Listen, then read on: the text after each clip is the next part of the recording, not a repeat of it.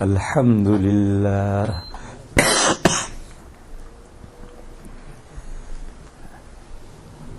آج مجھے سردی لگ رہی ہے.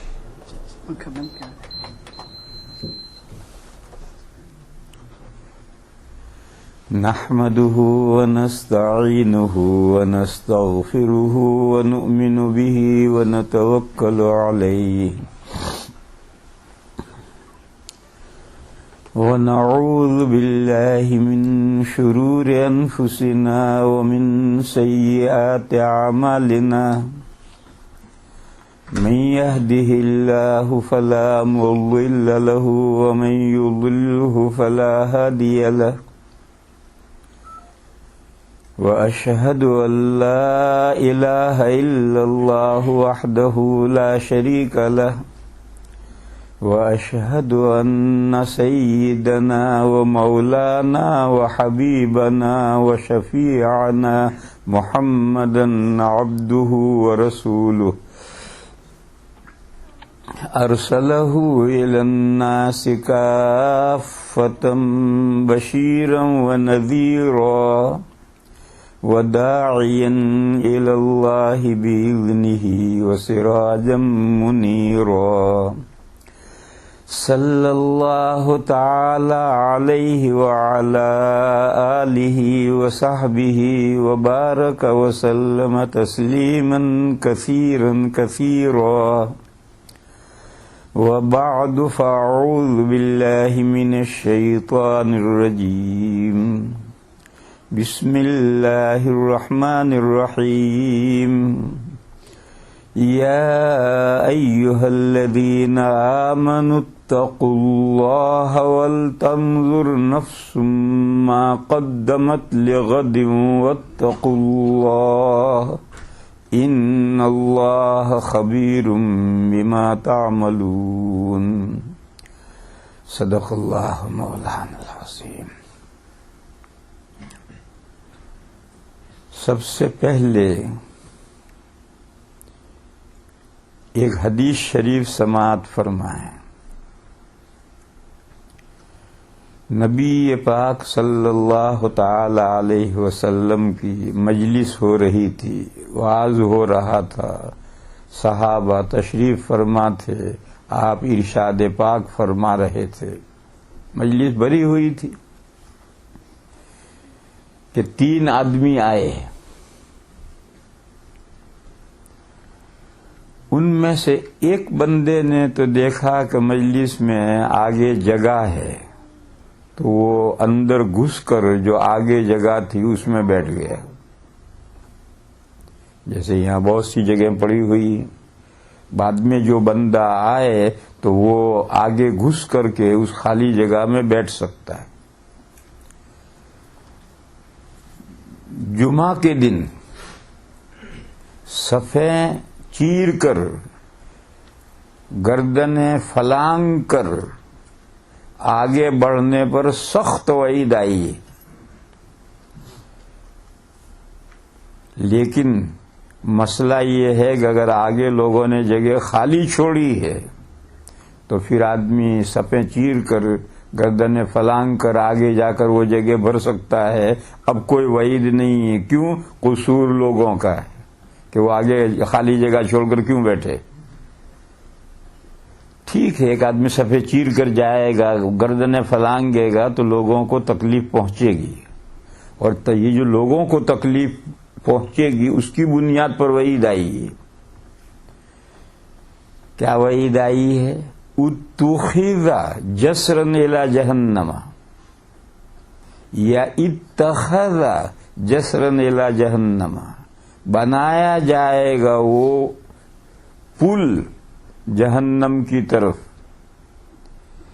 یعنی وہ بندہ برج بنایا جائے گا اور جہنمی اس پر سے چل کر جہنم میں جائیں گے.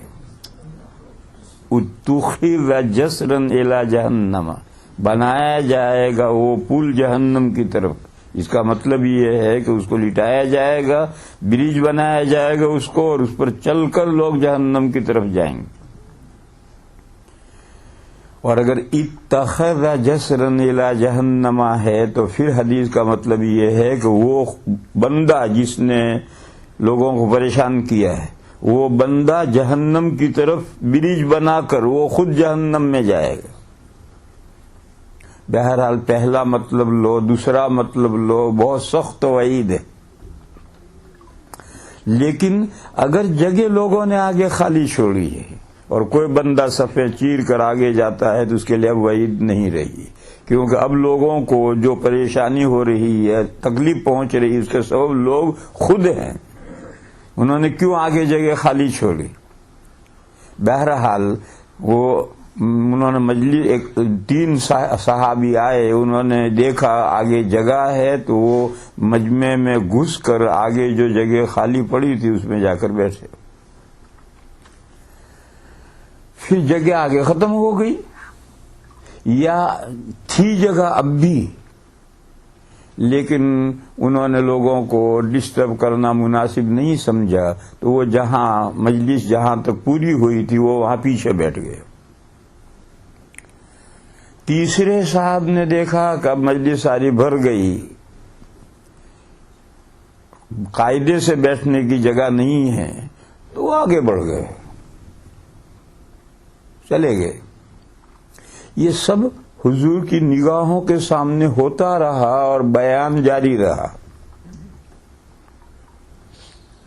جب تقریر پوری ہوئی، بیان پورا ہوا تو حضور نے فرمایا میں تمہیں 3 شخصوں کا حال سناؤں. ایک اللہ کی طرف راغب ہوا، اس نے اللہ کی طرف رغبت کی اور وہ مجمع میں سے بڑھ کر آگے خالی جگہ میں آ کر بیٹھا تو اللہ نے بھی اس کی طرف رغبت کی. اور ایک شرمایا، پیچھے دیواروں سے ٹیک لگا کر بیٹھا، کون آگے جاتا ہے، تو اللہ بھی شرمائے. اور تیسرے نے اعراض کیا، وہ روگردانی کر کے چلا گیا تو اللہ نے بھی اس سے روگردانی کی. حضور نے فرمایا ان 3 بندوں کا یہ حال ہوا. ایک نے اللہ کی طرف رغبت کی، دین کی باتوں کی طرف رغبت کی، آگے بڑھ کر آ کر بیٹھا تو اللہ نے بھی اس کی طرف رغبت کی.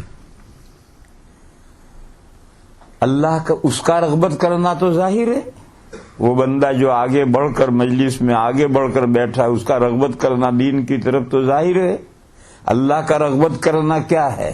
اللہ کا رغبت کرنا اس کو ثواب دینا ہے. اس کی رغبت کا اللہ نے اس کو ثواب دیا، یہ اللہ کا رغبت کرنا ہے. دیکھو اسی وجہ سے پہلی صف کی فضیلتیں آئی ہیں. پہلی صف کی فضیلتیں جو آئی ہیں وہ اسی لیے آئی ہیں کہ جو پہلی صف میں نماز پڑھتا ہے وہ اللہ کی طرف رغبت کرتا ہے. تو پہلی صف میں نماز پڑھنے کا مستقل ثواب رکھا گیا ہے. یہ اللہ کا بندوں کی طرف رغبت کرنا ہے. پہلی صف کی طرف بڑھنے والوں کی طرف اللہ کا رغبت کرنا یہ ہے کہ پہلی صف کا ثواب اللہ زیادہ عنایت فرماتے. اور دوسرا شرمایا تو اللہ بھی شرمائے. اس کا شرمانا یہ ہے کہ ہچکچا کے پیچھے رہ گیا تو ثواب سے محروم رہا.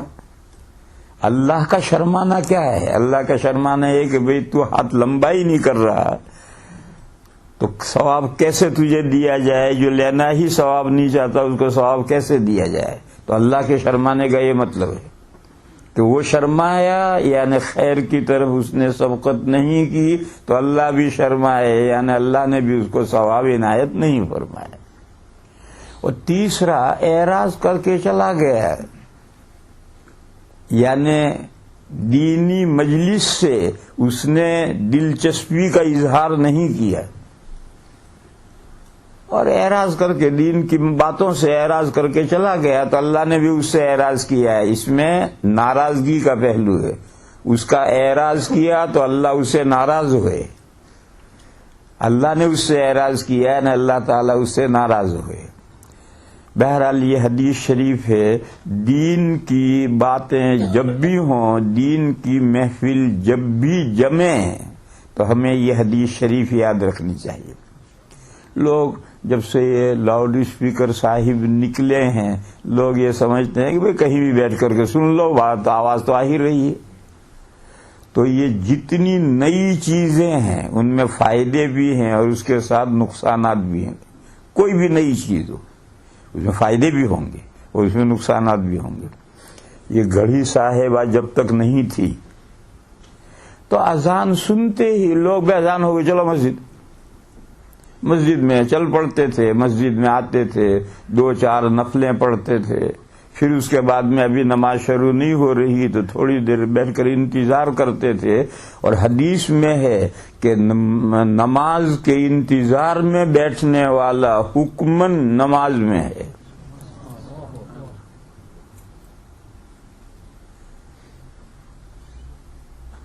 یعنی گویا وہ بھی نماز پڑھ رہا ہے۔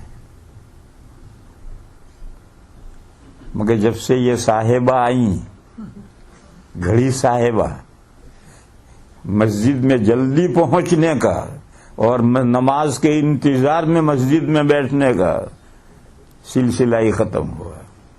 اب اذان سن کر کوئی ارادہ نہیں کرتا، کوئی چلتا نہیں ہے، وہ دیکھتا ہے کہ ابھی تو 10 منٹ ہے، پھر بیٹھا بیٹھا مکھیاں مارتا رہے گا، کوئی کام بھی نہیں کر رہا، بیٹھا بیٹھا مکھیاں مار رہا ہے، پھر کہ ابھی تو 5 منٹ ہے، پھر باتیں کرتا رہے گا، پھر کہے گا ابھی 2 منٹ ہیں۔ جب لاسٹ کال ہوگا، آخری منٹ ہوگا تب چلے گا، اور جاتے تھے بھاگتے بھاگتے نماز میں شریک ہوگا یا کم از کم 1 رکعت چلی جائے گا۔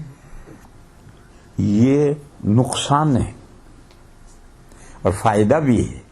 فائدہ بھی یہ ہے کہ ہم اس گھڑی کے سہارے ٹائم کی پابندی کرتے ہوئے بہت سے کاموں میں وقت پر پہنچتے ہیں۔ اگر گھڑی نہ ہوتی تو شاید تاخیر ہو جاتی، لیکن گھڑی ہوتی ہے تو ہم ٹائم ٹو ٹائم پہنچتے ہیں۔ تو فائدے بھی بے شمار ہیں لیکن نقصان بھی۔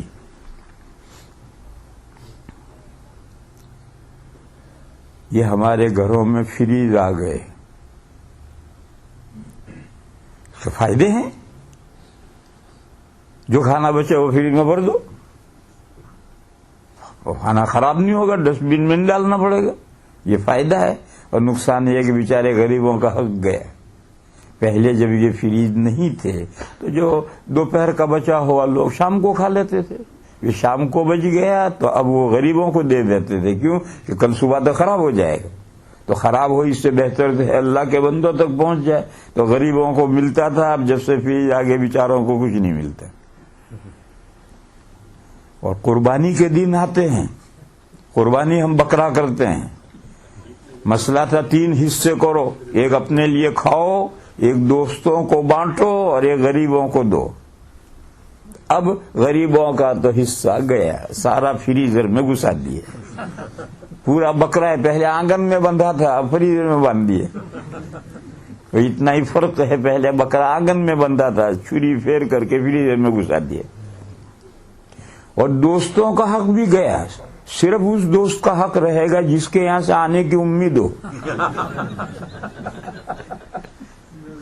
باقی ایسا دوست جس کے یہاں سے آنے کی کوئی امید نہیں، اس کا حق بھی گیا۔ تو اب دیکھو ایک اچھی چیز ہے، فریج کو اچھی بری چیز نہیں ہے، مگر اس کے فائدے بھی ہے، نقصان بھی۔ میرے بھائیوں، اسی طریقے سے یہ لاؤڈ اسپیکر صاحب جب سے وجود میں آئے ہیں لوگوں کو فائدے بھی بہت سے پہنچتے ہیں، بے شمار فائدے ہیں، لیکن نقصان بھی پہنچتے ہیں کہ آدمی دین کی مجلسوں سے دور ہوتا چلا جاتا ہے۔ جتنا دور ہو سکتا ہے اتنا دور جائے گا کہ آواز آ رہی ہے۔ برطانیہ میں ریڈیو سسٹم ہر مسجد میں ہوتی، تو وہاں ہم تراویح کے بعد میں تقریر کرنے بیٹھتے ہیں تو 15, 20, 25 آدمی ہوتے ہیں۔ ارے باقی 500 آدمی تھے جب تراویح میں، اور کہاں گئے؟ وہ گھر گئے، گھر جا کے ریڈیو کھول کر کے تقریر گھر سنیں گے، ہماری باتیں بھی کریں گے، بیڑی بھی پیئیں گے اور تقریر بھی سنیں گے، کیونکہ 10 مائل کے ریڈینس میں مسجد کی تقریر پہنچ رہی اور انہوں نے گھر میں ریڈیو لگایا ہے، مسجد کھول دیا، باتیں بھی کر رہے ہیں، تقریر بھی سن رہے ہیں۔ تو تو جتنا دور سے دور آدمی جا سکتا ہے کہ آواز آ رہی اتنا دور جاتا ہے. میرے بھائیو یہ نقصان ہے لاؤڈ اسپیکر کا.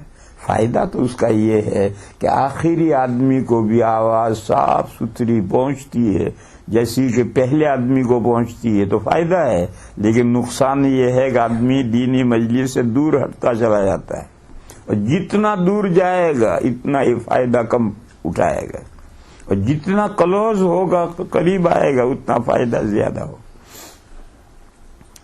بہرحال میں عرض یہ کر رہا تھا، اللہ پاک جل شانہ وعظم نوالہ نے ارشاد فرمایا ہے، اے وہ لوگوں جو ایمان لائے ہو، وہ ہم ہی ہیں. اللہ پر ایمان نہ لانے والے بندے دنیا میں بے شمار ہیں، ان سے کوئی سروکار نہیں ہے. خطاب اللہ کے ان بندوں سے ہیں جو وہاں کونے میں بیٹھے بیٹھے سو رہے ہیں. ہاں، خطاب ان سے ہے.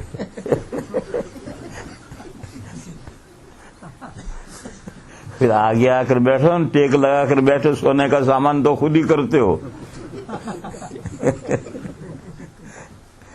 لا الہ الا اللہ. جمعہ کے دن خطبے کے دوران ایسی شکل اختیار کرنا جس سے نیند آئے، یہ مکروہ. دیوار سے کھمبے سے ٹیک لگا کر بیٹھے، نیند آئے گی. امام کو دیکھ کر خطبہ نہیں سن رہا، نیچے نظر نیچی کر کے آنکھ بند کر کے سن رہا ہے. آنکھ بند کرنا یہ نیند کے اسباب ہے. بچہ جب سوتا نہیں ہے تو ماں کیا کہتی ہے؟ آنکھ بند کر. جب بچہ نہیں سوتا تو ماں یہ کہ آنکھ بند کر. تو آنکھ بند کرنا یہ نیند کے اسباب میں سے ہیں. یوں دیکھو امام کی طرف دیکھو اور اس کا خطبہ سنو، نہیں، سر نیچا کر کے آنکھ بند کر کے وہ کہتا ہے میں بغور سن رہا ہوں. میرے بھائیو، بغور نہیں، آنکھ بند کرنا نیند کے اسباب ہیں. تو ایسی جگہ پر یہ سب مسائل ہیں کہ آپ جمعہ کے خطبے میں ایسی ہیئت نہیں اختیار کریں گے. حبوا منع، آرام کرسی بنا کر بیٹھنا منع. دونوں پیر کھڑے کرو، چادر لو، کمر کے پیچھے سے لا کر گھٹنوں کے آگے سے نکال کر کے باندھ دو، اور آرام سے یوں کر کے آرام کرسی میں بیٹھو. تو جب آرام کرسی بنا کر بیٹھے گا تو نیند آئے گی. اس لیے جمعہ میں حبوا بنانے کی ممانعت آئی. اور ہر وہ ہیئت جو نیند کو انوائٹ کرے، جیسے انگلیاں چٹکھانا، مسجد میں جمعہ کے خطبے میں نہیں، مسجد میں آ گئے اب انگلیاں مت چٹکاؤ. کیوں؟ یہ انگلیاں چٹکھانا یہ بھی آرام پہنچاتا ہے اور یہ نیند کو انوائٹ کرتا ہے. اور نیند نہیں آئے گی تو نیند کا پیش خیمہ اونگ آنی شروع ہوگی. یہ اونگ جو ہے یہ نیند کا پیش خیمہ ہے. اور اونگ نہیں آئے گی تو اس کا پیش خیمہ سستی پیدا ہوگی. نیند کب آتی؟ پہلے سستی، یعنی بدن پورا سست پڑ جاتا ہے، ڈھیلا پڑ جاتا ہے، پھر اونگ آئے گی، پھر نیند آ جائے گی. تو یہ انگلیاں چٹکھانا یا اس طرح کا عمل یہ نیند کو انوائٹ کرنے والا ہے. لہذا مسجد میں نماز پڑھنے کے لیے جب آ گئے، حدیث میں ہے کہ جب آپ نے وضو کر لی، نماز کی تیاری کر لی، تو اب جب تک آپ نماز سے فارغ نہ ہوں اپنے ہاتھ میں تشبیک نہ کریں. یوں انگلیوں میں انگلیاں ڈالنے کو تشبیک کہتے ہیں.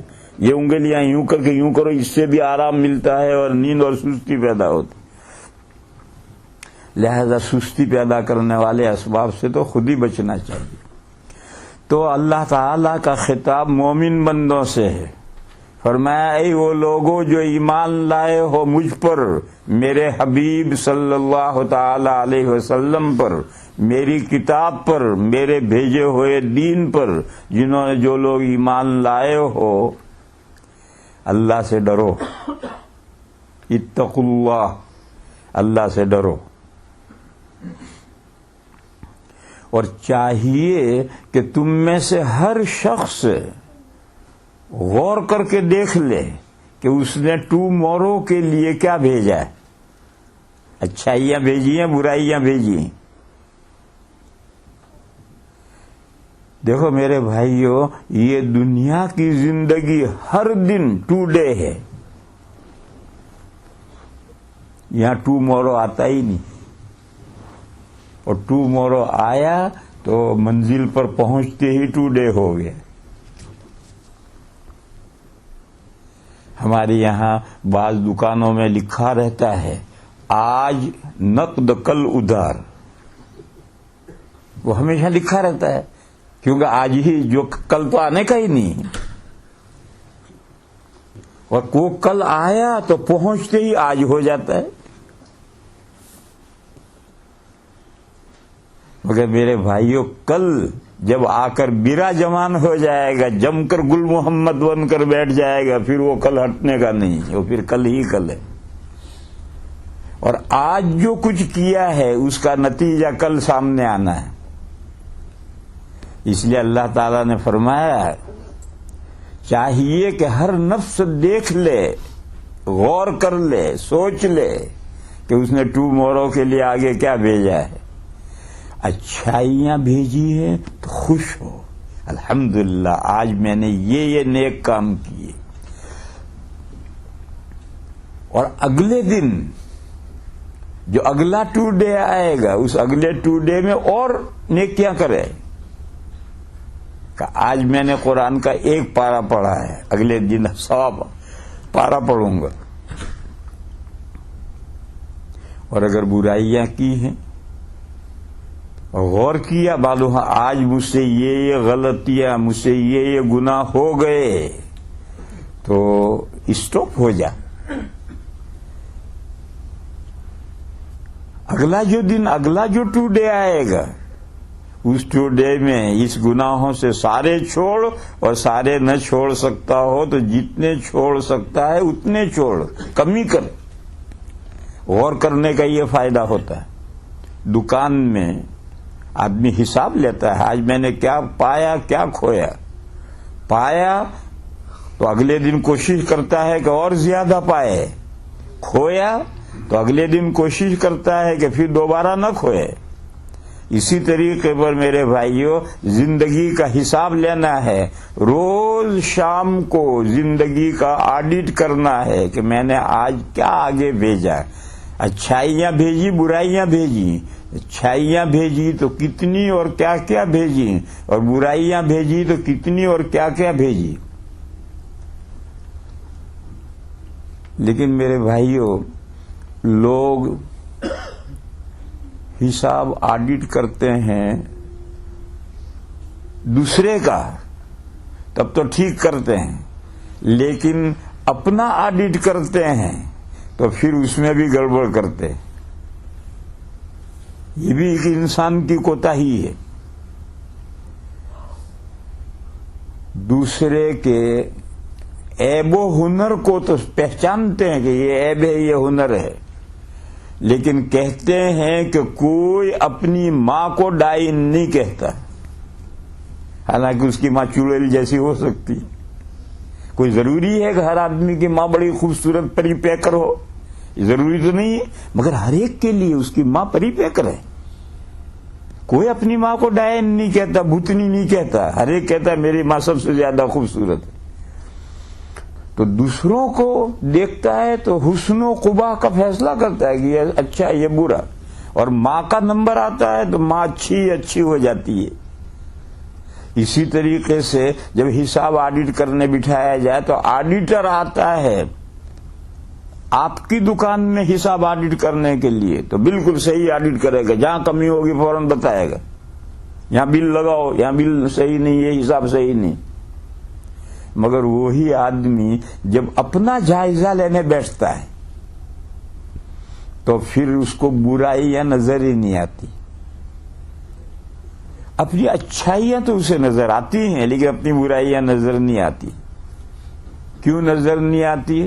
اللہ پاک جل شانہ عم نوالہ نے قرآن کریم میں جگہ جگہ بیان کیا ہے، زینا لہم اعمالہم، ہم نے ہر بندے کے لیے جو کچھ وہ کر رہا ہے وہی بیوٹیفل بنا کر کے اس کے سامنے رکھا ہے. اس کو اپنا عمل شاندار معلوم ہوتا ہے، اپنے عمل کی خرابی اس کو نظر ہی نہیں آتی. میرے بھائیو، اگر آپ ناراض نہ ہوں تو اس کی ایک مثال دوں. ہم جو یہاں موجود ہیں اللہ کے کھرے مخلص پسندیدہ مقبول بندے ہیں، مگر ہم روز صبح اٹھ کر جب داڑھی مونڈتے ہیں تو کبھی یہ خیال بھی نہیں آتا کہ ہم برا کام کر رہے ہیں. سوچو، برا نہ مانو، مثال دے رہا ہوں، اسے سوچو. اگر آپ اللہ کے مقبول نیک اچھے بندے نہ ہوتے تو یہاں مسجد میں کیوں ہوتے؟ معلوم نہیں کہاں پب میں بیٹھے ہوتے. لیکن ہم میں سے بعض بندے روز ایک عمل کریں گے جو حرام عمل ہے، اور بڑی محبت سے بندہ پڑھتا ہے کہ کاش مجھے آقا کا دیدار ہو جائے. ابھی ہمارے شاعر صاحب پڑھ رہے تھے، مگر وہ شاعر صاحب کا حال یہ تھا کہ جس دن ان کو حضور کا دیدار ہوگا تو حضور ان سے اعراض کریں گے، چہرہ پھیر لیں گے. وہ تو بڑے اشتیاق میں آقا کا دیدار کرنے گئے تھے، مگر آقا ان سے چہرہ پھیر لیں گے. حدیث شریف میں یہ واقعہ ہے، جب نبی پاک صلی اللہ تعالی علیہ وسلم نے شاہان عجم کے نام خطوط لکھے تو ایران کے بادشاہ کے نام بھی خط لکھا. اس ایران کے بادشاہ نے غصے میں اس خط کو پھاڑ دیا تھا. اس کو غصہ کیوں آیا تھا؟ اس سے پہلے تین واقعے پیش آئے تھے.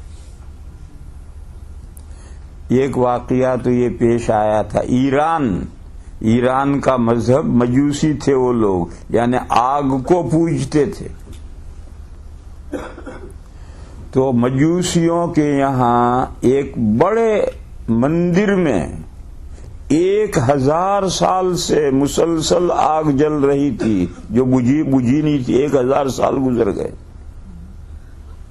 جیسے بنگلہ دیش میں ایک دیا چراغ جلا رکھا ہے، وہ بجھنے نہیں پاتا. یہ بھی اس چراغ کی بندگی ہے. وہ لوگ سمجھیں یا نہ سمجھیں، وہ اس چراغ کی بندگی ہے.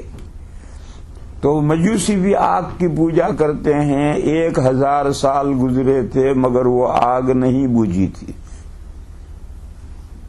جب نبی پاک صلی اللہ تعالی علیہ وسلم کی ولادت مبارکہ ہوئی ہے تو وہ آگ ایک دم بجھ گئی. یہ خارجی واقعہ تھا. وہ بڑے مندر میں جو 1000 سال سے آگ مسلسل جل رہی تھی وہ بلا کسی سبب کے ایک دم بجھ گئی. تو یہ تو بڑا ہی نحوست کا عمل ہوا ان کے لیے. پھر انہوں نے دوبارہ جلا دی لیکن وہ آگ بجھی تھی. دوسرا، بادشاہ نے خواب دیکھا تھا کہ اس کے محل کے 14 کنگورے گر پڑے. ایک تو بڑا گنبد ہوتا ہے، اسے تو ڈوم کہتے ہیں، اور پھر چھوٹی چھوٹے میناروں کے اوپر چھوٹی چھوٹی گنبدیاں ہوتی ہیں، وہ کنگورے کہلاتے ہیں. تو ایسے کنگورے بہت ہوتے. تو اس کا جو محل تھا اس میں معلوم نہیں کتنے کنگورے ہوں گے. ان کنگوروں میں سے 14 کنگورے خود بخود گر گئے. یہ خواب تھا، عالم خارج میں واقعہ نہیں تھا، خواب تھا. لیکن یہ خواب اتنا بدیہی ہے کہ یہ منحوس خواب ہے، نحوست والا خواب ہے کہ بادشاہ کے محل کے کنگورے گر جائیں. وہ کتابوں میں، چھوٹی کتابوں میں ایک قصہ لکھا ہے کہ ایک بادشاہ نے خواب دیکھا کہ اس کے سارے دانت اور ڈاڑھ گر پڑے. بڑا بادشاہ پریشان ہوا. صبح اس نے نجومیوں کو تعبیر دینے والوں کو بلایا اور کہا بھائی میرے خواب کا ایک کو بلایا، اس سے خواب بیان کیا کہ تعبیر بتا، تو اس نے تعبیر بتائی کہ آپ کی ساری آل اولاد آپ کے سامنے مر جائے گی. بڑا غصہ ہے، جیل میں بند کر دے چل. دوسرے کو بلایا تعبیر دینے والے کو، اس سے بھی خواب بیان کیا، اس نے بھی یہی تعبیر دی کہ آپ کے سب آل اولاد آپ کے سامنے مر جائے گی. کیوں؟ خواب کا مطلب واضح تھا. غصہ ہے، اس کو بھی جیل میں بند کر دیا. تیسرے کو بلایا تو تیسرے نے کہا حضور یہ خواب آپ کے لیے مبارک ہو. کیا بات ہے؟ اس نے کہا حضور اپنی تمام آل و اولاد سے زیادہ جیئیں گے.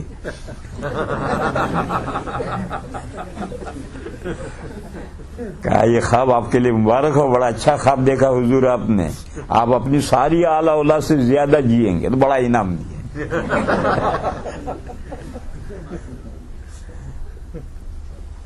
یہ بچے کو کتابیں ہوتی اس میں ہم نے یہ سبق پڑھا ہے.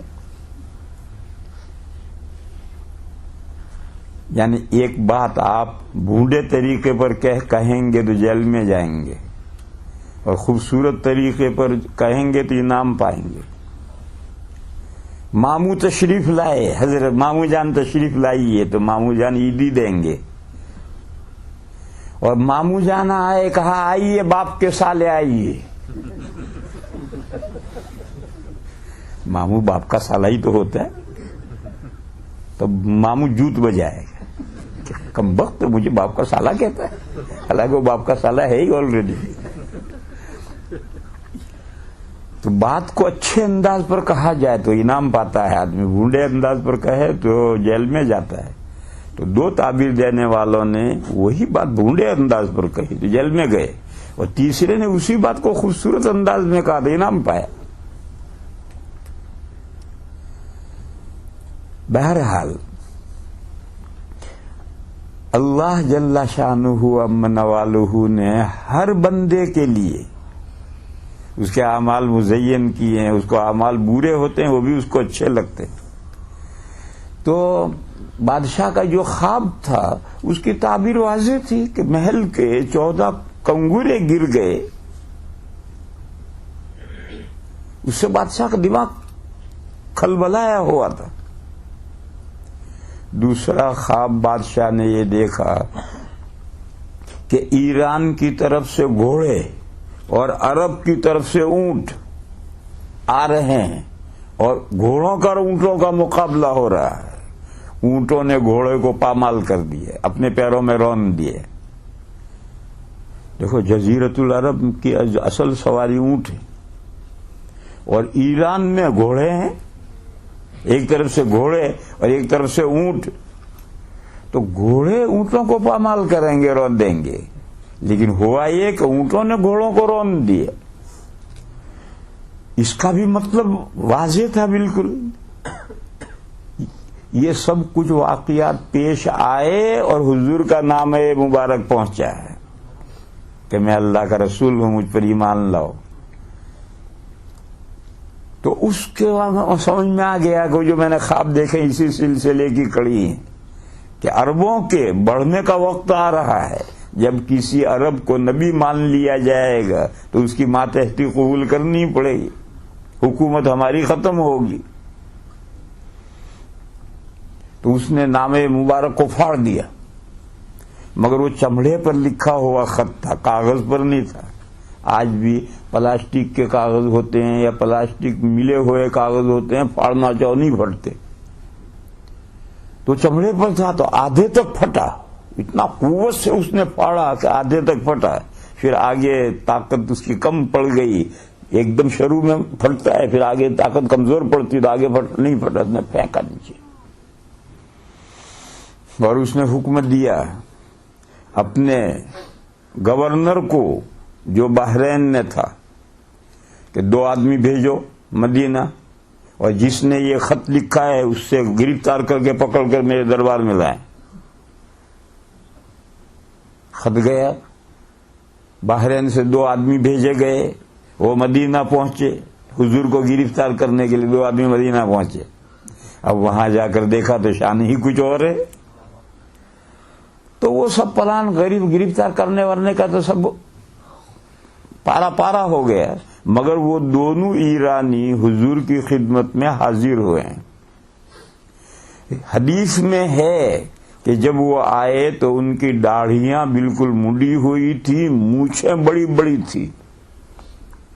وہ جب حضور کے سامنے آ کر بیٹھے تو حضور نے اتنا ناراضگی، اتنا غصہ، حالانکہ یہ امتی نہیں ہے، ایمان لانے والے نہیں، مجوسی ہیں، مگر حضور کو اتنی تکلیف پہنچی، ناراضگی ہوئی کہ حضور نے چہرہ پھیر لیا اور فرمایا ویلکما من امرکما بہذا، تم دونوں کا ناس ہو، تمہیں ایسی شکل بنانے کو کس نے کہا؟ تو انہوں نے جواب دیا امرنا ربنا، ہمارے لارڈ نے ہمیں ایسا چہرہ بنانے کا حکم دیا.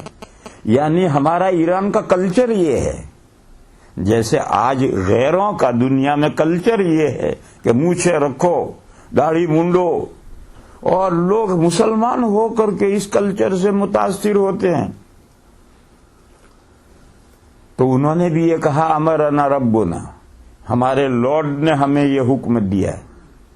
تو حضور نے فرمایا ولیکن ربی امرنی ان اعفو اللحیتی واعفی شاربی. حضور نے فرمایا مگر میرا لارڈ، اس نے تو مجھے یہ حکم دیا ہے کہ میں داڑھی بڑھاؤں اور مونچھیں زیادہ سے زیادہ پست کروں. میرے لارڈ نے تو مجھے یہ حکم دیا ہے. تو اب غیر مسلموں کی یہ شکل دیکھنا آقا کو گوارا نہیں ہوا، تو اپنا امتی ایسی شکل بنا کر جب بارگاہ نبوی میں دیدار جمال نبوی دیدار کرنے جائے گا اور آقا نے چہرہ پھیر لیا تو اس وقت کیا حال ہوگا ہمارا؟ آدمی اتنا نہیں سوچتا ہے. میرے بھائیوں، ایک موٹی سی بات ہے، ہم نے ایک کا دامن پکڑ لیا ہے تو ہماری چال ڈھال، طور طریق، چہرہ بشرا، ہر چیز آقا کے نمونے پر ہونی چاہیے. نہیں تو دامن چھوڑ دو. اگر تمہیں اس جیسا بننے کے لیے تیار نہیں ہو تو دامن کیوں پکڑ رکھا تم نے؟ اور پکڑ لیا ہے تو صحیح معنی میں پکڑو دامن. مگر آدمی کو خیال نہیں جاتا کہ میں برا کر رہا ہوں. کیوں؟ وہی اللہ کا قاعدہ ہے زینا لہو اعمالہم. اللہ نے ہر انسان کے لیے اس کا عمل مزین کر کے دکھلایا ہے، اس کو اپنا عمل ہی بیوٹیفل نظر آتا ہے. 3 خدا ماننے والے بھی اپنے مذہب کو حق سمجھتے ہیں، سینکڑوں خدا ماننے والے ہندو بھی اپنے مذہب کو حق سمجھتے ہیں، 2 خدا ماننے والے مجوسی بھی اپنے مذہب کو حق سمجھتے ہیں، اور کوئی بھی خدا نہیں مانتا وہ بھی اپنے آپ کو حق پر سمجھتا ہے. جو صرف اللہ کے سامنے جھکتا ہے، سجدہ اور رکوع کرتا ہے، وہ بھی حق پر ہے. اور جو قبروں کے بھی پھیرے لگاتا ہے، سجدے کرتا ہے، منتیں مانتا ہے اللہ کے علاوہ کی، وہ بھی سمجھتا ہے کہ سب سے اللہ کا مقبول بندہ میں ہی ہوں. ارے کہ تو اپنی نیاز مندیاں تو نچھاور کر رہا ہے غیروں کی چوکھٹ پر، اور کہتا ہے میں اللہ کا مقبول بندہ ہوں. تو اللہ کا مقبول بندہ کہاں سے ہوگا جب تیری نیاز مندیاں استھانوں پر نچھاور ہو رہی ہیں؟ تو اللہ کا مقبول بندہ کہاں سے ہوگا؟ مگر سمجھتا ہر ایک یہی ہے. اسی لیے یہ ضابطہ ہے زینا لہم اعمالہم. ہم نے کفار کے لیے، مشرکین کے لیے ان کے عمل بھلے کر کے دکھائے. تو اس ضابطے کی روح سے آدمی دوسرے کا حساب آڈٹ کرتا ہے، تب تو صحیح آڈٹ کرتا ہے. مگر اپنی زندگی کا حساب آڈٹ کرنے بیٹھتا ہے تو پھر وہاں صحیح فیصلہ نہیں کرتا. اس لیے اللہ تعالی نے 2 مرتبہ اتقوا اللہ فرمایا، ایک پہلے اور ایک بعد میں، کہ اے وہ لوگوں جو ایمان لائے ہو اللہ سے ڈرو. اور چاہیے کہ ہر شخص ان اعمال کو بغور دیکھ لے جو اس نے ٹومورو کے لیے آگے بھیجے، اور غور و فکر کرتے ہوئے اللہ سے ڈر کر غور و فکر کرے اگر تم اپنے حق میں غلط فیصلہ کرو گے تو اس سے تم دھوکے میں آؤ گے، اللہ کو دھوکہ نہیں ہو سکتا ہے۔ ان اللہ خبیر بما تعملون، اللہ تعالیٰ تو پورے باخبر ہیں ان کاموں سے جن کاموں کو تم کرتے ہو۔ اللہ سے کوئی چیز اوجھل نہیں ہے، اللہ تعالیٰ سے کوئی چیز مخفی نہیں ہے۔ اس طرح سے تم غلط آڈٹ کر کے دھوکہ اپنے آپ کو دے سکتے ہو۔ نہیں میں بہت اچھا بندہ ہوں، اللہ کا بہت اچھے کام کر رہا ہوں، اپنے آپ کو تو دھوکہ دے سکتے ہو، اللہ کو دھوکہ نہیں دے سکتے ہو۔ لہذا اپنا آئندہ کل کا معاملہ دیکھنے کے لیے بغور دیکھو۔ میرے بھائیوں، ایک مضمون سمجھو، میں نے کہا تھا کہ ہماری یہ پوری زندگی 2 ڈے ہے۔ ٹمورو کل قیامت کا دن آ رہا ہے، اور جب وہ آ گیا تو وہی 2 ڈے بن جائے گا، یعنی عمل کا زمانہ ختم، اب جزا پانے کا زمانہ آ گیا۔ آج یہ 2 ڈے ہے جس میں عمل کرنا ہے، اچھا ہے برا انسان۔ پھر ٹمورو جب شروع ہوگا تو وہی 2 ڈے بن جائے گا، اور وہ عمل کا وقت نہیں ہوگا، جزا و سزا کا وقت ہوگا۔ اس 2 ڈے میں ہم جو زندگی گزارتے ہیں تو دیکھنے میں ساری دنیا ایک جیسے کام کر رہی ہے، لیکن کام مختلف ہے۔ ایک جگہ پر اللہ پاک نے اس مضمون کو سمجھایا ہے۔ دیکھو، ڈے اینڈ نائٹ، اور ڈے بھی کون سا اور نائٹ بھی کون سی؟ واللیل اذا یغشا، قسم ہے رات کی جب وہ رات چھا جائے، یعنی عشاء کا وقت ہو جائے یا اس سے بعد کا وقت ہو گیا، رات چھا گئی، مغرب روزہ کھول دیا، مغرب کا وقت آ گیا، رات آ گئی، لیکن ابھی رات چھائی نہیں، کیونکہ دن کی روشنی بھی سٹ پٹا، دن کی روشنی بھی رات کی تاریکی کے ساتھ ملی جلی ہے، اس لیے رات شروع ہوئی ہے مگر ابھی چھائی نہیں۔ اور جب شفق احمر اور ابیض دونوں شفقیں ختم ہو گئی، اب رات چھا گئی، اب دن کی کوئی روشنی اس میں نہیں ہے۔ تو ایک تو رات، یہ رات لو، مغرب کے بعد کی رات نہیں، عشاء کے بعد کی رات، واللیل اذا یغشا والنہار اذا تجلی، اور قسم ہے دن کی جب وہ روشن ہو جائے، واضح ہو جائے۔ صبح سورج نکلتا ہے تو پورا سورج باہر آ گیا، مگر ساری زمین اندھیری سی ہوتی ہے، کیونکہ وہ سورج نکلا ہے، وہ لال تھالی نکلا ہے، ابھی اس میں کرنیں ہی نہیں آئی۔ کرنیں تو ہیں مگر ٹیڑھی پڑ رہی ہیں، اور یوں الٹی پڑیں تو سرے سے نظر نہیں آئیں گی، ٹیڑھی پڑیں تو اس کی گرمی کرن محسوس نہیں ہوگی، پھر جو سورج اونچا ہوگا کرنیں سیدھی ہوں گی، اور بالکل دوپہر کو ڈائریکٹ کرنیں پڑیں گے تو گرمی بڑھ جائے گی۔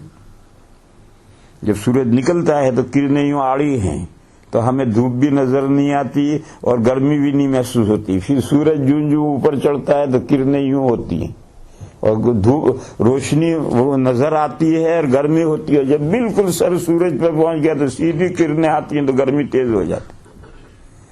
تو فرمایا والنہار اذا تجلی، قسم ہے دن کی جب دن روشن ہو جاتا ہے۔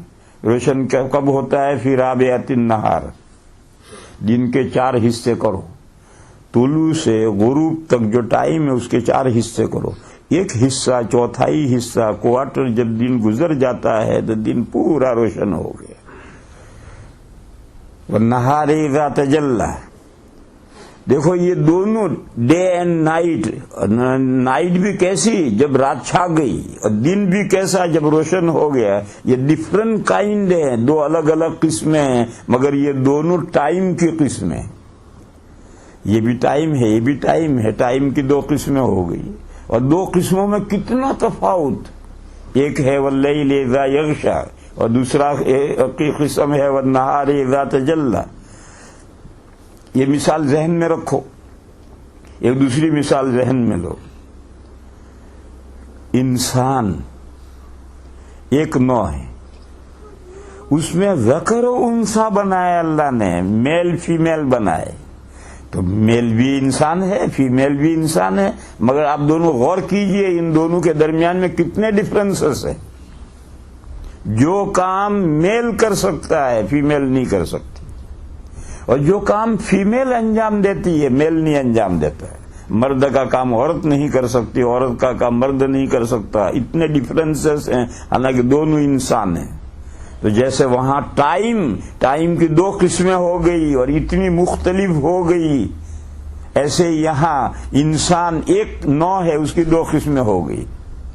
وما خلق الذکر والانثى، یہ دو مثالیں بیان کر کے اللہ نے قاعدہ بیان کیا، ان سعیکم لشتی، انسانوں کے کام بھی اسی طرح مختلف ہیں، کام اور کام ایک ہیں، ورک اینڈ ورک ایک ہیں، لیکن ان کی قسمیں اتنی ہو گئی ہیں کہ دونوں کے کاموں میں تقابل ہو گیا ہے۔ ان سعیکم لشتی، سوچو، فَأَمَّا مَنْ أَعْطَى وَاتَّقَى وَصَدَّقَ بِالْحُسْنَى، جو تین کام کرتا ہے، اللہ کے راستے میں دیتا ہے، غریبوں کا خون نہیں پیتا، غریبوں کو خون سپلائی کرتا ہے۔ ہم جو غریبوں کو زکوٰۃ دیتے ہیں یہ غریبوں کو خون سپلائی کرتے ہیں، اور آج بھی اور پرانے زمانے میں بھی غریبوں کو جو سود پر قرضہ دیتے تھے تو ان سے اصل رقم نہیں لیتے تھے، بڑھی ہوئی رقم سود کے نام پر لیتے تھے۔ یہ غریبوں کا خون چوس رہا ہے۔ تو ایک غریبوں کو دیتا ہے اور ایک غریبوں سے سود لیتا ہے۔ کوئی یہ کہے، سوچتا ہوگا بھائی کہ آج کل تو غریبوں سے سود نہیں لیا جاتا، بینکوں سے مالدار لون لیتے ہیں اور بڑے کاروبار کرتے ہیں، اور کاروبار کر کے بینکوں کو سود دیتے ہیں، تو یہ غریبوں سے کہاں سود لے رہی بینک؟ یہ کوئی بھائی سوچ رہا ہوگا۔ تو میرے بھائیو سوچو، ایسے واقعات دنیا میں کئی فیصد ہیں؟ شاید 5% یا 10% بھی نہیں ہوں گے۔ ساری دنیا میں 90% جو سود ہے وہ تو بیچارے غریب لیتے ہیں بینکوں، اور کما کر اصل بھی دیتے ہیں اور سود بھی دیتے ہیں۔ کاروبار کو ترقی دینے کے لیے سود لینے والے، لون لینے والے تو 2-4% دنیا میں ہیں، باقی سب ایک نظر ڈالو، وسعت کے ساتھ نظر ڈالو، لون لینے والے، سودی قرض لینے والے زیادہ تر غریب ہی ہوتے ہیں۔ تو جو میجورٹی ہوتی اس پر احکام آتے ہیں، اس کو پیش نظر رکھ کر احکام آتے ہیں۔ سود کو حرام اس لیے کیا ہے کہ یہ غریبوں کا خون چوسنا ہے۔ ارے تجھے چاہیے یہ تھا کہ غریبوں کو خون سپلائی کرتا، ان کو زکوٰۃ دیتا، ان کو صدقہ فطر دیتا، ان کو نفلی خیراتیں دیتا۔ بہرحال ایک بندہ وہ ہے کہ جو دیتا ہے، فَأَمَّا مَنْ أَعْطَى، اور اس کی پوری لائف اللہ سے ڈرتے ہوئے وہ گزارتا ہے، کوئی کام اللہ کی مرضی کے خلاف نہیں کرتا۔ دیکھو، اللہ سے ڈرنا سانپ سے ڈرنے کی طرح نہیں ہے، دشمن سے ڈرنے کی طرح نہیں ہے۔ اللہ وہ ہستی ہیں جن سے ان کے بندے محبت کرتے ہیں۔ پھر اللہ سے ڈرنا کون سا ہے؟ محبت والا ڈرنا ہے۔ سعادت مند بیٹا باپ سے ڈرتا ہے، عقیدت مند مرید پیر سے ڈرتا ہے، نیک بخت تلمید استاد سے ڈرتا ہے۔ یہ محبت کی بنیاد پر ڈرتا ہے۔ بیٹا یہ سوچتا ہے کہ مجھے ایسی کوئی حرکت نہیں کرنی چاہیے کہ ابا ناراض ہو جائیں، ابا ناراض ہو گئے تو میری دنیا بھی ڈوبے گی اور آخرت بھی تباہ ہوگی۔ شاگرد یہ سوچتا ہے مجھے کوئی ایسا کام نہیں کرنا چاہیے کہ استاد ناراض ہو جائیں، استاد ناراض ہو گئے تو مجھے جو 4 حرف آنے ہیں وہ کہاں سے آئیں گے۔ مرید ہمیشہ سوچتا ہے کہ مجھے ایسا کوئی کام نہیں کرنا چاہیے کہ پیر صاحب ناراض ہو جائیں، اگر پیر صاحب ناراض ہو گئے تو اللہ سے وصل مجھے پیر صاحب کے بغیر کیسے حاصل ہوگا۔ یہ محبت کا ڈرنا ہے۔ اور ایک ہم دشمن سے ڈرتے ہیں، بھوت پلید سے ڈرتے ہیں، سانپ بچھو سے ڈرتے ہیں، شیر بھیڑیے سے ڈرتے ہیں، یہ خوف کا ڈرنا ہے۔ تو میرے بھائیو، خوف سے نہیں ڈرنا، اللہ سے محبت سے ڈرنا ہے۔ قرآن کریم میں ہے یحبونہم کحب اللہ والذین آمنوا اشد حبا للہ۔ یہ جو مورتیوں کے پجاری ہیں، یہ مورتیوں سے ایسی محبت کرتے ہیں جیسے اللہ سے محبت کرنی چاہیے، ایسی محبت یہ مورتیوں سے کرتے ہیں، اس لیے ان مورتیوں کی پوجا کرتے ہیں، ان بندوں کی قبروں کے طواف کرتے ہیں، ان بندوں کے لیے منتیں مانتے ہیں، ان کی قبروں پر سجدے کرتے ہیں۔ وہ ان اولیاء سے ایسی محبت کرتے ہیں جیسی محبت اللہ سے ہونی چاہیے، اللہ سے جیسی محبت ہونی چاہیے ایسی محبت یہ اولیاء سے کرتے ہیں، مورتیوں سے کرتے ہیں۔ فرمایا کہ اور وہ بندے جو اللہ پر ایمان لائے ہیں ان کی محبت اللہ سے کہیں بڑھی ہوئی ہے۔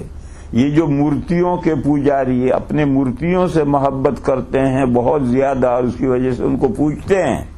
اللہ کے جو بندے اللہ پر ایمان لائے ہیں وہ اشد حبا للہ، ان کی محبت بڑھی ہوئی۔ بس میرے بھائیوں، اللہ سے تو ہر بندے کو محبت کرنی ہے، مگر محبت کا تقاضا یہ ہے کہ پھونک پھونک کر قدم رکھے، کہیں ایسا نہ ہو کہ محبوب ناراض ہو جائے۔ اس کی ناراضگی اگر پلے ہاتھ میں آ گئی تو پھر کوئی انجام اچھا نہیں ہو سکتا۔ تو فرمایا کہ دوسری صفت اس میں یہ ہے کہ وہ اللہ سے ڈرتا ہے، یعنی اللہ کے احکام کی خلاف ورزی کرنے سے بچتا ہے۔ وہ سوچتا ہے کہ اگر میں نے ایسا کوئی کام کیا کہ میرا مالک اور مولا مجھ سے روٹھ گیا، ناراض ہو گیا، تو پھر میرا انجام کہاں ہوگا؟ یہ بات واضح ہے۔ تو فرمایا فَأَمَّا مَنْ أَعْطَى وَاتَّقَى وَصَدَّقَ بِالْحُسْنَى، اور وہ کلمہ گو ہے لا الہ الا اللہ محمد الرسول اللہ، دو عقیدے دل کی گہرائی سے مانتا ہے، اللہ کے علاوہ کوئی معبود نہیں، میرا معبود وہی ہے، اور میرے آقا حضرت محمد مصطفیٰ صلی اللہ تعالی علیہ وسلم اللہ کے میسنجر ہیں، اور جب میسنجر ہیں تو کوئی میسیج لے کر آئیں گے، خالی ہاتھ تھوڑے آئیں گے، اور جب ہم نے ان کو میسنجر مان لیا تو وہ جو میسیج لے کر آئے ہیں اس کو بھی ایکسپٹ کرنا اور اس پہ چلنا ضروری ہے۔ یہ دو عقیدے، یہ کلمہ حسنہ ہے، یہ خوب شاندار، ویری گڈ، بہترین بات ہے، اس بہترین بات کو وہ ایکسپٹ کرتا ہے، تصدیق کرتا ہے۔ وصدق بالحسنى، یہ تین کام جس بندے میں ہیں، فَأَمَّا مَنْ أَعْطَى وَاتَّقَى وَصَدَّقَ بِالْحُسْنَى، یہ تخصیص، تعمیم بعد تخصیص ہے، نیچے سے اوپر چڑھیں، آتا مال دیتا ہے، اس سے عام اللہ سے ڈرتا ہے، ہول دین آ گیا، پورا مکمل دین آ گیا۔ پھر اس سے اوپر کلمہ حسنہ، اس کی تصدیق کرتا ہے، یعنی کھرا مومن ہے، پکا مومن ہے۔ دیکھو میرے بھائیو، ان دو عقیدوں میں ڈھیلا ہے تو اس کا ایمان کھوٹا ہے۔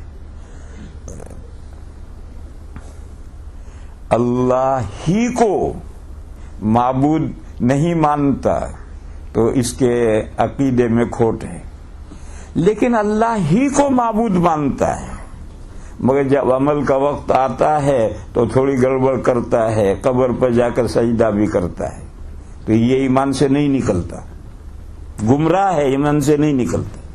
اور جس کے عقیدے میں کہ اللہ ہی معبود ہیں، اس میں کمزوری آ گئی، اب وہ مومن نہیں۔ وَمَا يُؤْمِنُ أَكْثَرُهُمْ بِاللَّهِ إِلَّا وَهُمْ مُشْرِكُونَ، اللہ پر تو سبھی ایمان لاتے ہیں، ہندو نہیں مانتے اللہ کو، مگر ایمان لانے کے ساتھ شرک بھی کرتے ہیں۔ وَمَا يُؤْمِنُ أَكْثَرُهُمْ بِاللَّهِ إِلَّا وَهُمْ مُشْرِكُونَ، یہ تو کھوٹا ایمان ہے۔ لیکن ایک بندہ ہے کھرا ایمان ہے کہ اللہ ہی معبود ہے، لا الہ الا اللہ، لیکن پھر کچھ ایسے کام جو اللہ کے ساتھ خاص ہیں وہ غیر اللہ کی نظر کرتا ہے تو وہ ایمان سے نہیں نکلتا.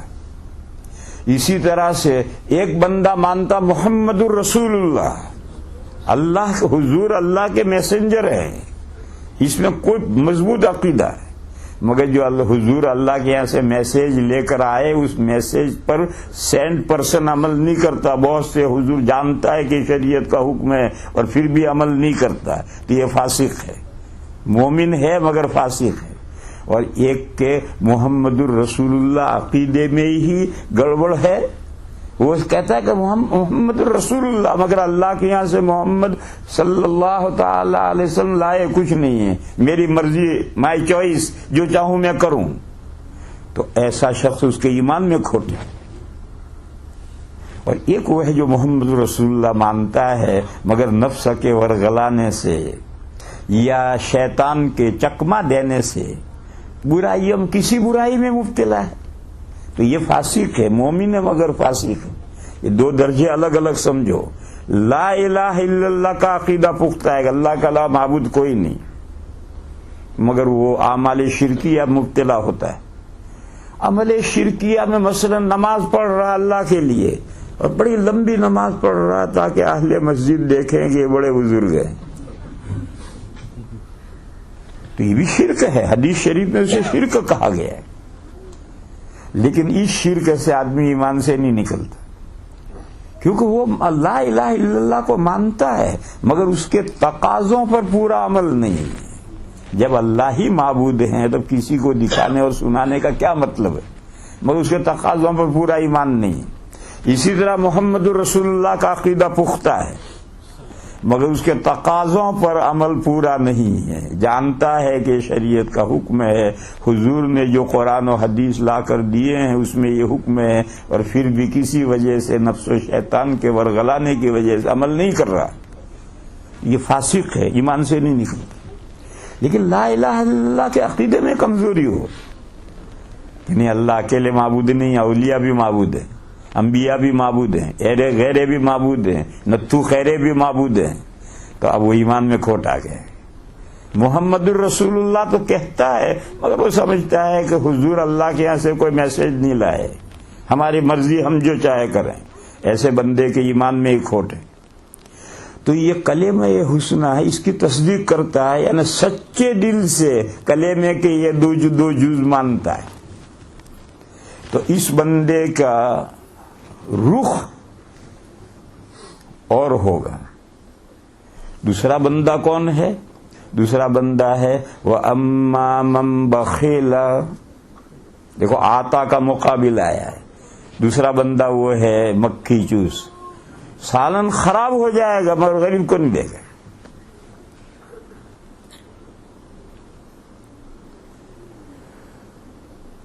وَأَمَّا مَن بَخِلَ وَاسْتَغْنَى، اور بے نیاز ہوتا ہے. دیکھو میرے بھائیو، ایک مضمون ہے، پتہ نہیں آپ لوگ اسے بوجھ سکتے ہیں یا نہیں.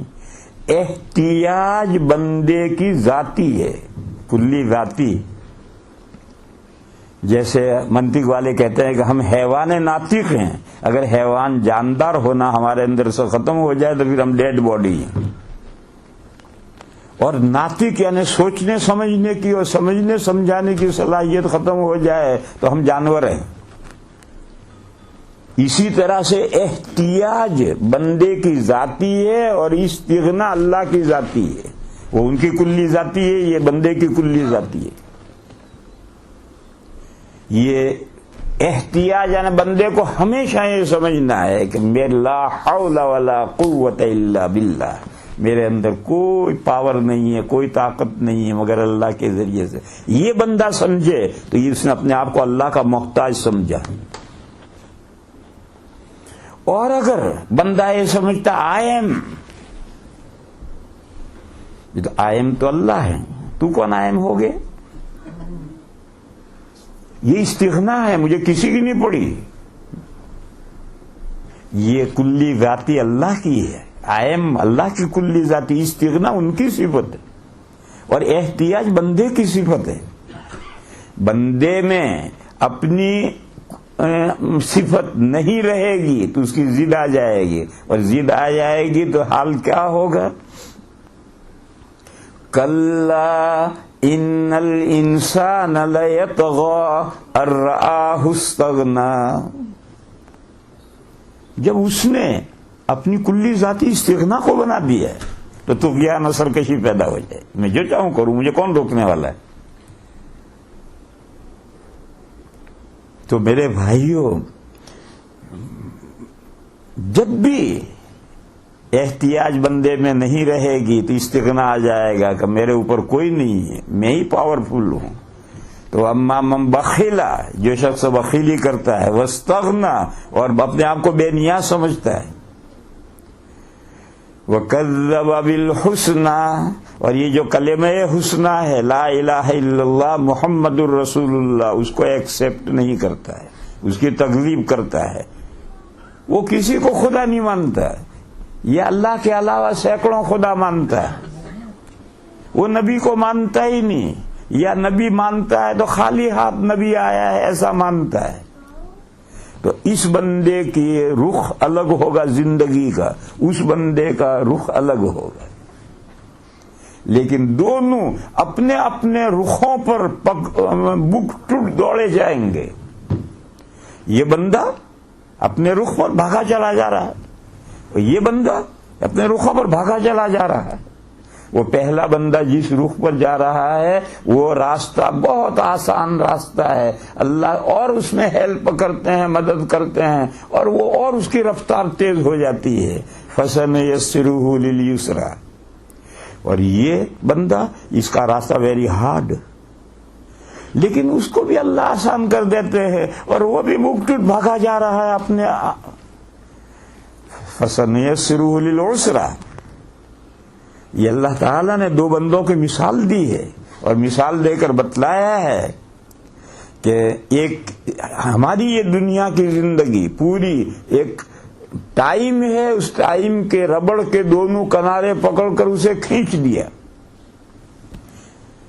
تو 100 ایئر بن گئے، 1000 ایئر بن گئے، حالانکہ وہ ایک ہی دن ہے، ڈے فقط دونوں ربڑ کے کنارے پکڑ کے کھینچ دیے تو 100 سال ہو گئے، 1000 سال ہو گئے۔ پھر جو وقت پاس ہوتا ہے تو پیچھے کا ربڑ ملتا چلا جاتا ہے اور آگے کا ربڑ کھینچا ہوا ہے۔ آدمی تمنا باندھتا ہے کہ ابھی تو 15-20 بال سفید ہوئے ہیں، ابھی مجھے 100 سال تو کم سے کم جیوں گا، وہ 100 سال کھینچے ہوئے نظر آتے ہیں اسے، اور پیچھے مڑ کر دیکھتا ہے، اسے پوچھو جناب آپ کا بچپن کتنے دن میں گزر گیا؟ بچپن کے 15 سال ہوتے ہیں۔ وہ کہے گا کل گلی ڈنڈا کھیلتے تھے، پتہ نہیں کب گزر گیا بچپن۔ ارے جوانی تمہارا جو بہترین پیریڈ تھا لائف کا، وہ کتنے دن میں گزر گیا؟ تو وہ کہے گا کہ جیسے جوانی آئی نہیں تھی، ادھیڑ عمر میں پہنچ گیا۔ 80 سال کے بڈھے سے پوچھو کہ تمہاری بچپن، جوانی، ادھیڑ عمر یہ کتنے دن میں گزر گیا، تو چچا کہیں گے بیٹا یہ تو ایک سہانا خواب تھا جو ہم نے دیکھا تھا، ایک سہانا خواب تھا جو گزر گیا۔ کیوں اتنی ویری شارٹ لائف کیوں نظر آتی ہے؟ وہ ربڑ ملتا جاتا ہے، جو آدمی پاس ہوتا ہے ربڑ ملتا جاتا ہے، اور آگے کا کھینچا ہوا ہے تو وہ بہت نظر آتا ہے۔ تو میرے بھائیوں، یہ جو لائف ہے یہ صرف ایک 1 ڈے کی لائف ہے، اور 1 ڈے کی لائف بھی نہیں ہے۔ اللہ تعالیٰ نے فرمایا ان یومن عند ربک کالف سنۃ مما تعدون، تمہارے یہاں کے 1000 ایئر اور اللہ کے یہاں کا 1 ڈے ایکول ہے۔ تو ہمارے پاس میں 50-60 سال کی، 70 سال کی زندگی ہے، تو وہ ایک ڈے کا کتنا حصہ ہوا؟ 20واں حصہ ہوا۔ تو ہمارے پاس تو 1 ڈے بھی نہیں ہے، 1 ڈے کا 20واں حصہ ہے۔ اس لیے میرے بھائیوں، زندگی کا یہ شارٹ پیریڈ، جو تھوڑا سا زمانہ اللہ نے ہمیں عنایت فرمایا ہے، کاش ہم بصیرت کی آنکھوں سے آنکھیں کھولیں۔ سر کی آنکھیں یہ بصارت کی آنکھیں، جس سے مادیات دکھتے ہیں، محسوسات نظر آتے ہیں، اور ایک اندر بصیرت ہے، یعنی سمجھنے کی صلاحیت، سوچنے سمجھنے کی صلاحیت، وہ بصیرت ہے۔ اس سے محسوسات نظر نہیں آتے، اس سے معنویات نظر آتے ہیں۔ عقل و فہم سے سمجھنے کی جو باتیں ہیں وہ بصیرت کی نگاہ سے آدمی دیکھتا ہے۔ تو کاش ہماری بصیرت کی نگاہیں کھل جائیں اور ہم اپنی زندگی کی حقیقت کو جان لیں۔ رمضان شریف جب آتا ہے تو کتے کی دم نلکی میں چلی جاتی ہے،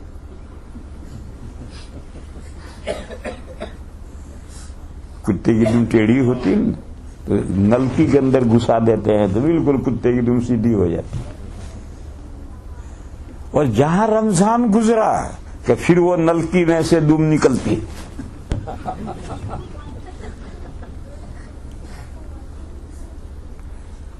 ارے میرے بھائیو، جس خدا نے ہمیں رمضان عنایت فرمایا تھا اسی خدا نے ہمیں شوال بھی عنایت فرمایا، اگلے مہینے بھی عنایت فرمائے ہیں۔ یہ ہماری زندگی کے قیمتی ہیرے ہیں، یہ ایام، یہ دن، ان کو غنیمت سمجھنا چاہیے۔ اور جیسے رمضان میں ہم نے پوری توجہ سے ان رمضان کے دلوں کو وصول کیا ہے، رمضان کی راتوں کو لوٹا ہے، رمضان میں ہم نے عبادتیں کی ہیں، میرے بھائیوں زندگی کے ہر دن کو اپنا ہر دن کو رمضان کا دن سمجھو اور زندگی کی ہر رات کو شب قدر سمجھو۔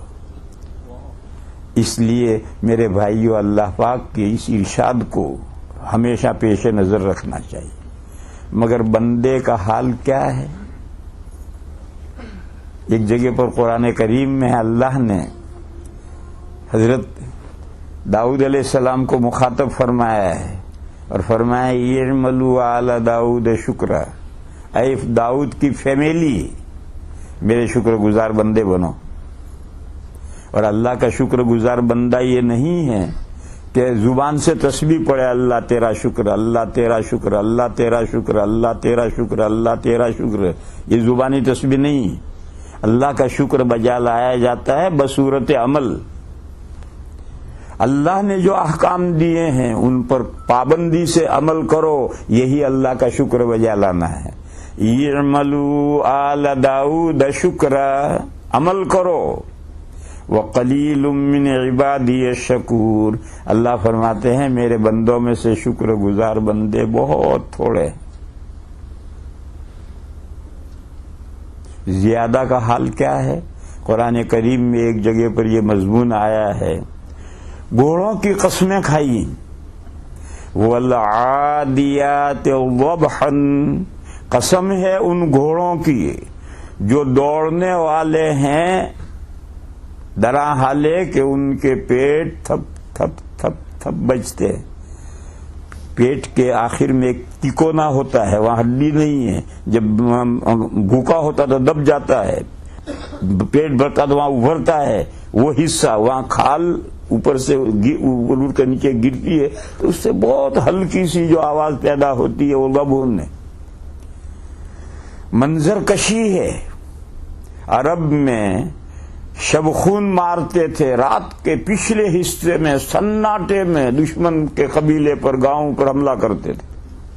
اس وقت گھوڑے کا مالک گھوڑے کی پیٹھ پر بیٹھا ہے، اس نے ایڑ کی تو گھوڑا اس رات کے اندھیرے میں ایسا سرپٹ دوڑتا ہے کہ اس کا پیٹ بجتا ہے۔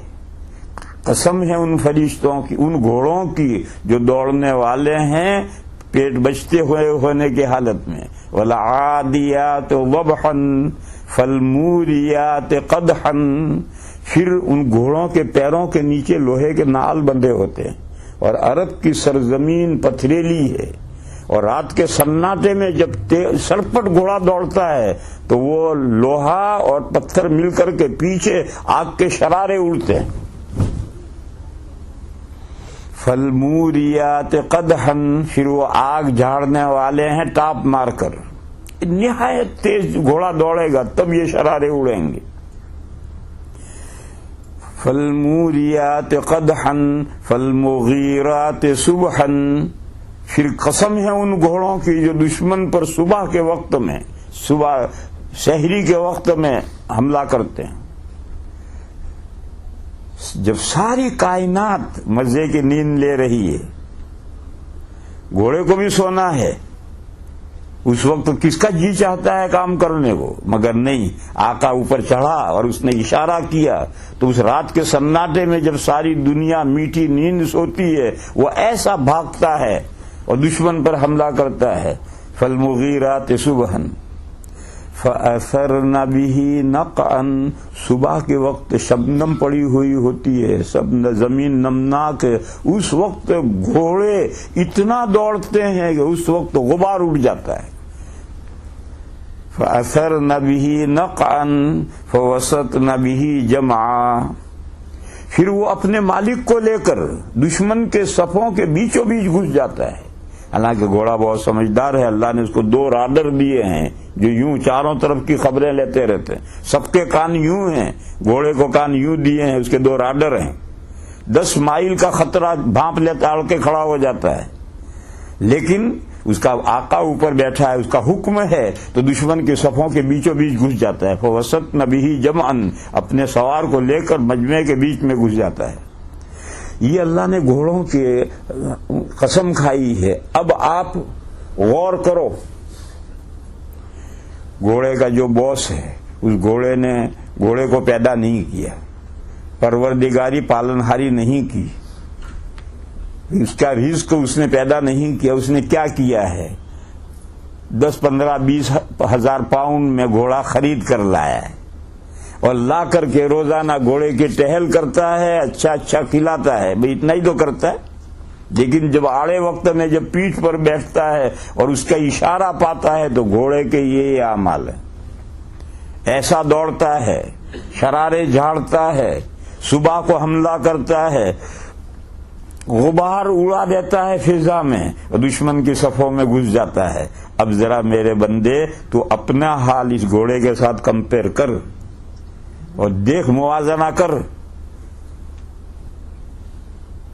ان الانسان لربہ لکنود، یہ گھوڑا جتنا اپنے مالک کا وفا شعار، وفادار، شکر گزار ہے، تو اپنے پروردگار کا اتنا وفادار شکر شعار نہیں. ان الانسان لربہ لکنود وانہ علی ذلک لشہید.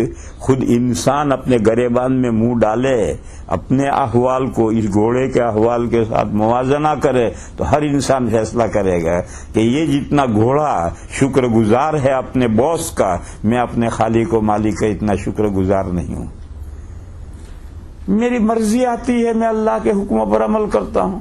جب میری مرضی نہیں ہوتی ہے تو میں اللہ کا حکم پسے پوچھتے ڈال دیتا ہوں. گھوڑا کبھی اپنے باس کا حکم پسے پوچھتے نہیں ڈالتا، مگر انسان ڈالتا ہے. تو فرمایا کہ اگر تم اس گھوڑے کے احوال کو اپنے احوال سے کمپیئر کرو گے تو تم خود فیصلہ کرو گے کہ ان الانسان لربہ لکنود وانہ علی ذلک لشہید. اور ایسا ہے کیوں؟ پھر اس کی وجہ بیان کی ہے. وَإِنَّهُ لِحُبِّ الْخَيْرِ لَشَدِيدٌ، مال کی محبت ایسا کرواتی. اور مال کی محبت تو چاہیے میرے بھائیوں، مال کے بغیر تھوڑا ہمارا کام چلتا ہے. مال نہ ہو تو ٹوپی ٹیڑھی ہو جاتی، لیکن اس کی ایک لمٹ ہے، حد ہے. مال کی محبت کی ایک لمٹ، حد ہے، وہیں تک رہو. اگر وہ محبت مال کی اس لمٹ اور حد سے آگے بڑھ گئی تو پوری زندگی کا ستیہ ناش کباڑا کر دے گا وہ مال. مگر انسان کی کمزوری یہ ہے کہ انہ لحب الخیر لشدید. اس لیے میرے بھائیو، دنیا تو کمانی ہے، یہ سیکنڈ درجے کا فریضہ ہے. کسب الحلال فریضۃ بعد الفریضہ. اول نمبر کے فرض کے بعد حلال رزق کمانا فرض ہے. مال سے محبت بھی ضروری ہے. قرآن کریم میں صرف 2 ہی چیزوں کو لوگوں کے لیے سہارا کہا گیا ہے، ایک کعبہ شریف کو اور ایک مال کو. کعبہ شریف جب تک اپنی جگہ پر کھڑا ہے دنیا آباد ہے. کعبہ شریف جب تک اپنی جگہ پر کھڑا ہے دنیا آباد ہے. جعل اللہ الکعبۃ البیت الحرام قیاما للناس، وہ لوگوں کے لیے سہارا ہے. اور اسی طرح سے مال کو بھی اللہ تعالیٰ نے لوگوں کے لیے سہارا کہا ہے. وَآتُوا الْيَتَامَ الْأَمْوَالَ الَّتِي جَعَلَ اللَّهُ لَكُمْ قِيَامًا. اس لیے مال تو سہارا ہے. کعبہ کے بغیر دنیا آباد نہیں رہ سکتی، اور مال کے بغیر انسان کی زندگی نہیں پنپ سکتی. تو مال تو کمانا ہے، اس سے محبت بھی کرنی ہے، مگر ایک لمٹ اور ایک حد ہے. اس حد سے آگے بڑھ جاؤ گے پھر معاملہ گڑبڑ. جیسے ہمیں بھی اللہ کے رسول سے محبت ہے، ہمیں بھی اولیاء کرام سے محبت ہے، مگر ہمارے بھائیوں میں سے کچھ بھائیوں کو حضور سے محبت لمٹ سے آگے بڑھ گئی، اولیاء سے محبت حد سے آگے بڑھ گئی، تو وہ شرکیہ اور کفریہ اور بدعات اور خرافات میں مبتلا ہو گئے. ہم اعتدال میں رہے، ہم بھی محبت کرتے ہیں اللہ کے رسول، ہم بھی اولیاء سے محبت کرتے ہیں، مگر لمٹ تک، حد تک. وہ اوور لمٹ ہو گئے، حد سے آگے بڑھ گئے. لہذا مال کی محبت میں حد سے آگے نہیں بڑھنا، اور لمٹ میں محبت رہے گی تو پھر اللہ کے احکام پر عمل میرے بھائیوں بہت آسان ہو جائے گا. مگر روزانہ اپنا حساب آڈٹ کرنا پڑے گا. وہ دیکھتے رہو کہ ٹمارو کے لیے میں نے کیا آگے بھیجا ہے، اچھائیاں یا برائیاں. برائیاں بھیجی ہیں، رکو. اچھائیاں بھیجیے، بڑھو. اللہ تعالی ہمیں اپنی زندگیوں کا جائزہ لینے کی توفیق عطا فرمائے، اور ہمیں نیک کاموں میں آگے بڑھنے کی توفیق عطا فرمائے، اور اللہ ہماری برائیوں پر قدم عفو پھیر دیں. ہمارے گناہوں سے اللہ تعالی درگزر فرمائے. ہماری بہنیں بھی نیچے ہیں، عورتیں یہ سمجھتے ہماری بات تو آئی نہیں. ارے مردوں کی عورتوں کی بات ایک ہی ہے، کیونکہ مرد اور عورتیں سب انسان ہیں. انسان ہونے کے ناطے دونوں کی باتیں ایک ہیں. ہاں صنفیں الگ الگ ہیں، یہ مرد ہیں وہ عورتیں ہیں، اور ایسے جو صنفی باتیں ہوتی ہیں وہ 1% ہیں. 1% عورتوں کے احکام الگ ہیں، مردوں کے الگ ہیں، صنف الگ الگ ہونے کی وجہ سے. ورنہ 99% احکام مردوں کے اور عورتوں کے ایک ہیں. لہذا بہنیں یہ نہ سوچیں کہ ہماری بات تو آئی نہیں. یہ سب بات مردوں کی عورتوں کی ہماری سب کی مشترک بات ہے. اللہ اس کو سمجھنے کی اور اس پہ عمل کرنے کی توفیق عطا فرمائے. وآخر دعوانا ان الحمدللہ رب العالمین. ایک بھائی نے کچھ سوالات کیے ہیں.